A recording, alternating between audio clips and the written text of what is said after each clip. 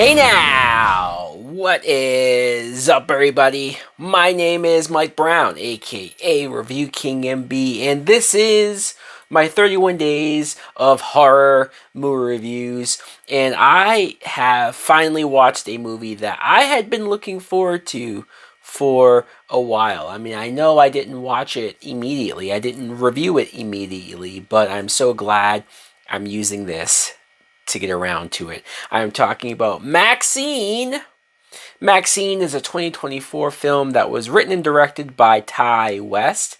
And I say I was looking forward to this movie because this is the third of a trilogy. The first movie was X, and then the second movie was Pearl. Now, this movie, Max, is a direct sequel to X because Pearl was a prequel. And so this movie picks up with Maxxxine, who is once again played by Mia Goth, and it takes place in 1985. And because of the wild and crazy events that happened in X, where her friends were brutally killed and she barely survived. And so it's so many years later, she's still a porn star, which is what she was sort of aspiring to do in the last movie, but she's now trying to be a real actress. And I'm not trying to say that porn stars aren't actors. Well, I mean, who gives a shit? But as you know, she wants to do real movies. And when I say real movies, I'm talking about horror movies. And I love the fact, for a couple of reasons, that this takes place in 1985. Because during this time especially, horror was not looked at by a certain group of people as this great thing. You have various shots in parts in the background of people protesting and saying horror is damnation. It should be banned and all this bullshit. So I like that the movie is kind of almost commenting on horror films while making a horror movie. Clearly, this is Mia Goth's jam. She is also a producer of this movie, and I like her probably the most out of all of the films. I mean, acting wise, she did a lot in Pearl, right? She showed a lot of just vulnerability and sadness, relatability, while also being batshit crazy. In X, that was more of an ensemble, a lot going on. This, she truly is the star. The movie really is following her, doing what she's doing. I like the confidence that she has built because of what she went through. In X, I like that she's so much like, I can take care of myself. And there's one scene in particular, boy, was it brutal. Brutal and rough and gross, where she proves that she can take care of herself.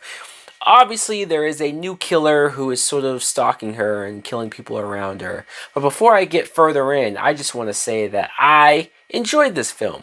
I did.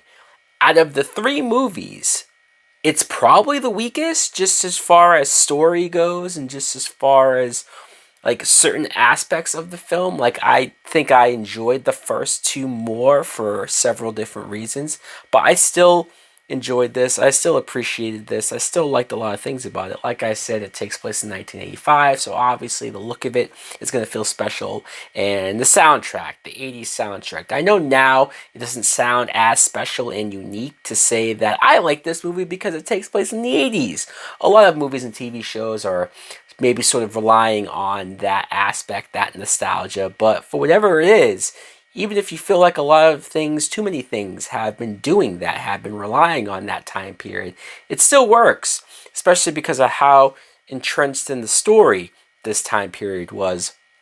Mia Goth, like I said, I just really enjoyed her. I liked that it was less about the porn for her.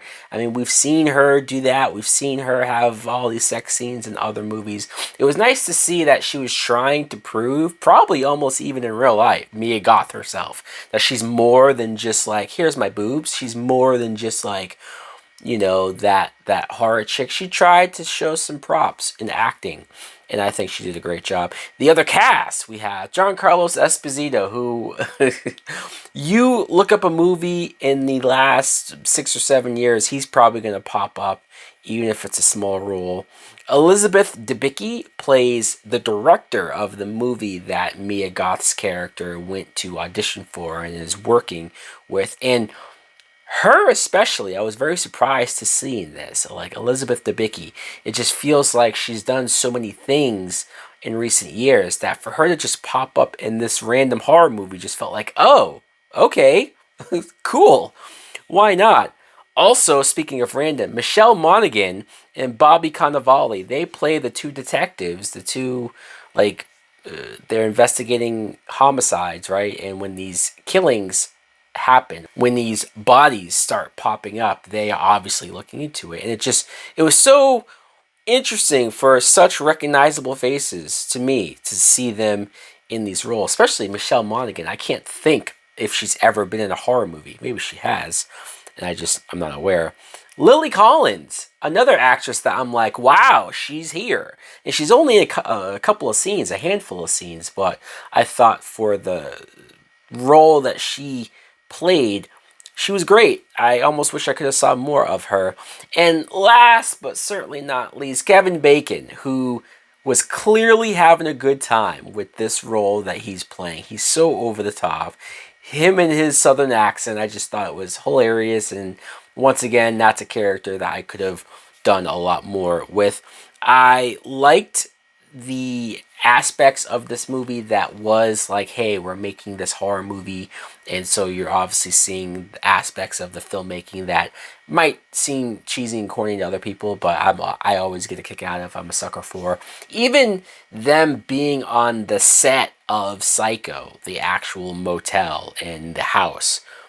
Again, maybe easy bait to try to bait. I didn't even do that on purpose. But honestly, seeing it on screen for another film, I was like, this is fucking cool. It really is. The gore and the kills. In a weird way, it didn't feel like there was as many kills as maybe the previous two movies. But when the kills did happen, boy, were they gross. Boy, were they just maybe too gory. I don't know if it's me. Am I getting too old? Am I getting too soft when it comes to like... Because the practical effects, I give it praise for the practical effects. It looked real as fuck. But man, there was one character in particular who had no business being killed off. He didn't do anything wrong. He literally was just killed because he was there, you know? And there's another character, the one where I mentioned that Mia Goth kind of showed that she could take care of herself. I could have gone through the rest of my life without ever seeing what happened to that particular guy. So guys, when you get to the ending, when you get to the reveal, I don't know if it 100% worked or 100% like fully sold or bought me into the killer reveal and whatnot. But everything else, I mean, I was really all for it. I'll give it a good date movie. Once again, I have to preface this with a warning of like, if you bring your date to this movie, if you try to Netflix and chill and you put this movie on, don't be surprised if 10 minutes in, she runs the fuck out of your apartment. I'm sorry. I don't really mean to like recommend this for a date movie, but that's the level of how much I enjoyed it. It's not full price and it's not quite rental. It's somewhere in the middle there. Anyways, let me know in the comments below if you two have seen Maxxxine. What do you think of it? Do you think it's the best out of the three or the weakest? Like, comment, subscribe. Later. Please won't you save my desires on fire. Sometimes you need a little peace at home. I'm tired, so wired.